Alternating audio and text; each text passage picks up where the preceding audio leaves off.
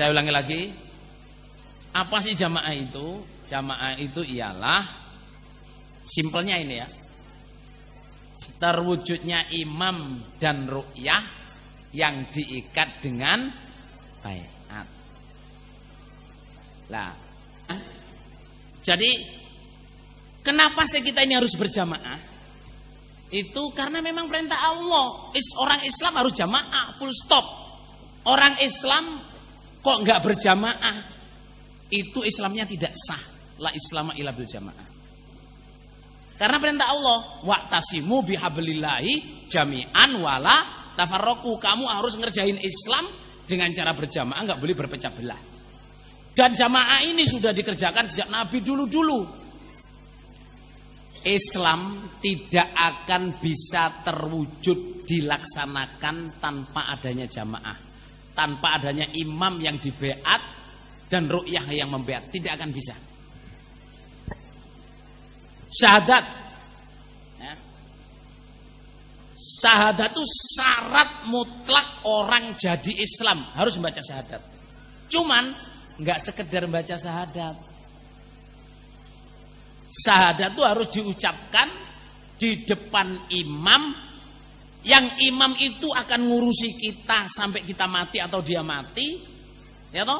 Yang akan ngurusi agama kita, memberi ilmu kita. Baru syahadat itu sah, dan itu adalah imam yang dibeat. Kalau zaman Nabi ya Nabi.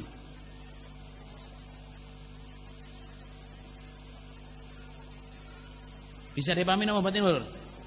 Jadi kita nggak akan bisa Islam kalau nggak punya imam. Karena apa? Kita nggak akan bisa mengucapkan syahadat. Sebab mengucapkan syahadat yang sah itu harus di depan imam yang dibaiat.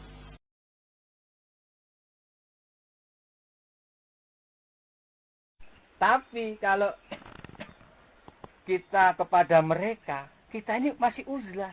Kita putus dengan mereka. Makanya sampai enggak sholat di belakang mereka, sampai warisan enggak kita berikan kepada mereka. Karena memang Allah Rasul bilang, fa'tazil pisahi. Secara hukum pisah. Walau anta adil kan kalau kemungkinan terakhir. Nah kita ini pertolongannya kita bisa bermasyarakat, tapi nggak berarti dengan dalam kita masyarakat kita campur.